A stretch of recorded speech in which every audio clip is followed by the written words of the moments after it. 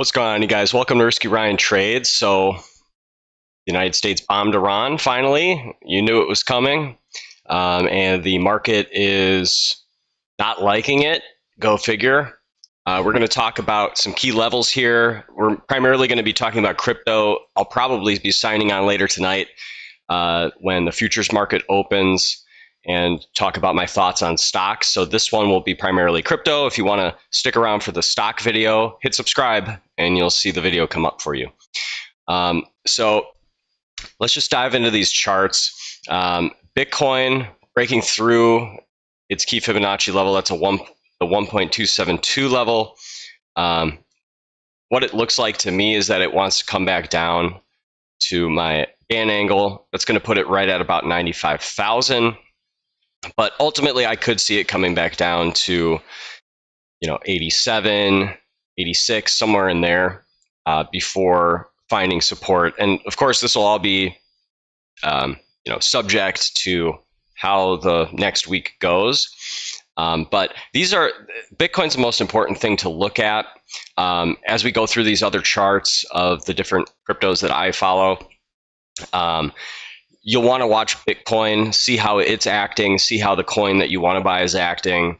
And I'll kind of explain that as I go. But the key takeaway there is if you see Bitcoin gaining strength and reacting to a support level while the other coin that you're watching is still approaching its support level, if Bitcoin looks like it's going to hold that level right at the moment that the coin that you want to buy is hitting its support level, that's an indicator to me that it might be safe to buy that. That could be the bottom. You never know for sure, but at the end of the day, what we're trying to do here is buy low and sell high. And that's, the best you can do really is once we hit support levels where it's most likely to turn around, you buy. And if it keeps going down, you don't buy until it hits the next support level down, and you just accumulate a position. So real quick, once again, 95,000 and then 87,000. Those are the levels to look at. If we keep going lower, which I don't think we will, I think we're going to be climbing this angle here. Then I'll make another video and we'll touch base again. Moving on to XRP. This one looks like it wants to come back down to 160. If I take it off the logarithmic, we have a one here, 170. So 160 to 170. If you're looking to pick up more XRP on this dip, that's where my first buy order would be. Ultimately, though, we could be coming down to, I don't think we're coming down to 91 cents. That would really shock me. But I suppose it's possible. That would be tough to come back from. It would really break structure if that happened.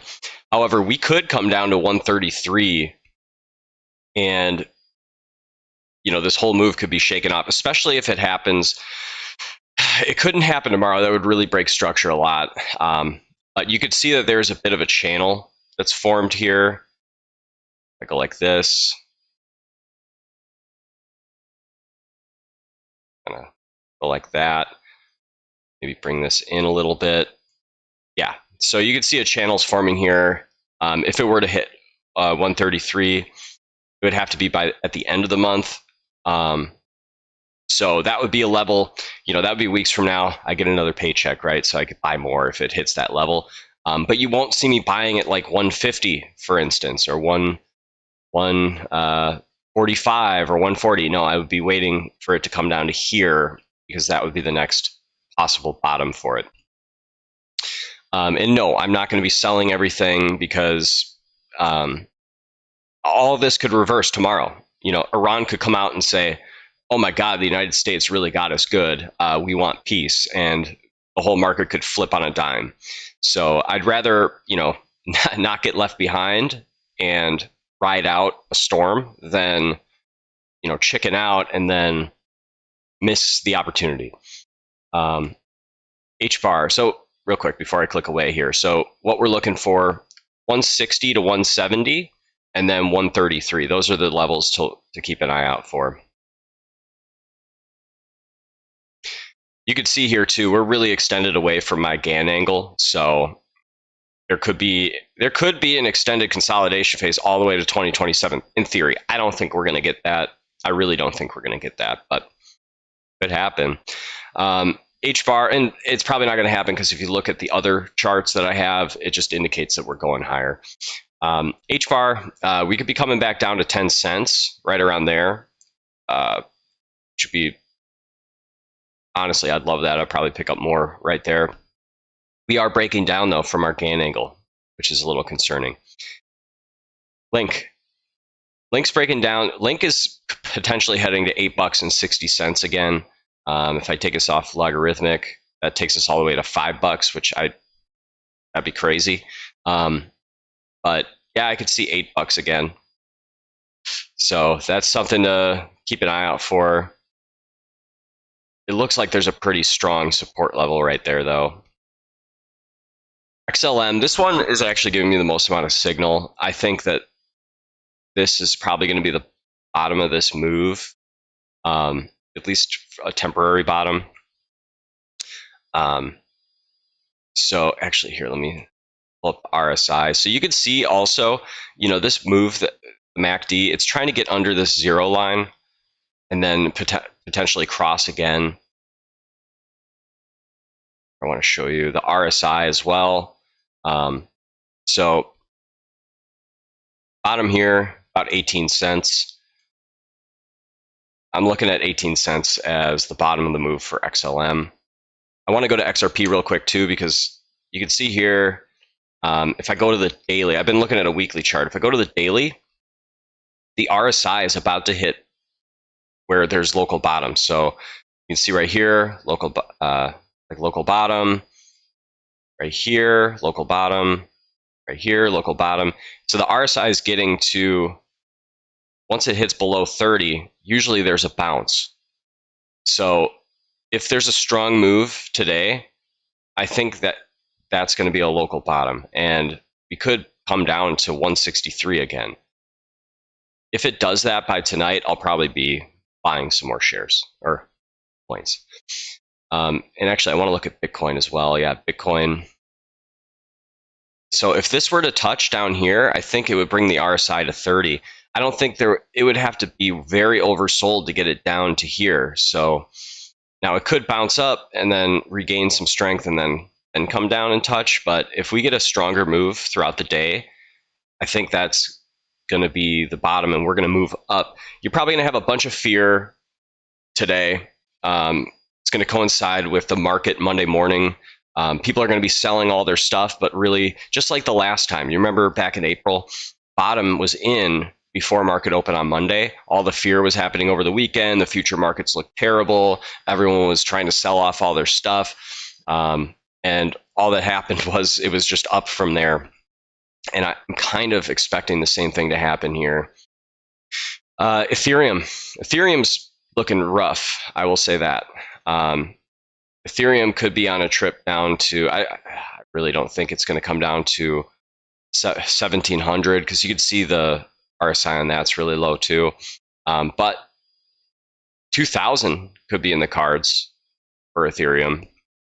At the same time, it's already sold off a lot. You could even see it pull up to 2200, but my expectation is like 2000. You could see it tap that. Solana, I bought some Solana the other day, and Gann angle broke down. There is this nearby Fibonacci level, 125. So, that's my stopgap. I'm not going to buy more because it's too close to where I just bought. But potentially this could come down to 92, and if that were to happen, then I would definitely be buying some there. Algorand is probably coming down to like 13 cents. Pull logarithmic off. Yeah, I would imagine that it's coming down to about 13 cents before this move is over, although it's already very oversold. So maybe it'll find some support right here at about 14.5. Actually, yeah, this looks like a pretty important support line right here. 14.5 cents. That could be a bottom too. FET looks a lot cleaner to me. I'm expecting bottom of this move to be right around 5 cents, 4.8 to 5 cents. And this chart is really clean. Actually, FET might be one of the ones that I take a decent buy order at because it's held this Gann angle pretty strong. And it makes sense that it would hit this and then come down to retest it and just find some support and resistance in this area. And so I would suspect it's going to hit this area, and that will be the bottom for quite a bit of time. That would be my expectation, especially since it'll coincide with the RSI getting really low. It just makes it a safer bet to me. Dogecoin, I'm not going to lie, this looks rough, but I think the bottom could be in a lot sooner than people expect on this, just because the RSI is already very low, and we have a Fibonacci level here at 14 cents. So I don't think the bottom is very far away at all for Dogecoin. Now, the weekly candle or the daily candle only has 8 more hours in it, so it could take a while to work this off. But actually, the weekly candle, same thing. Here, let's take a look.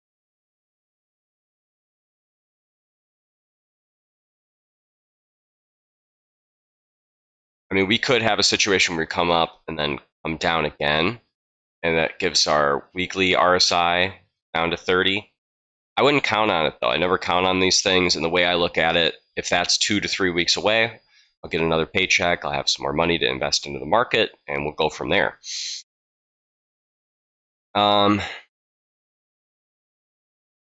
Yeah, so that's what I'm looking at as far as the crypto market goes. If there's a coin that you want me to take a look at, go ahead, comment below. If you like the video, hit the like button. Helps me grow my channel. And if you want to see more videos like this, hit subscribe. And until next time, Ski Ryan, out.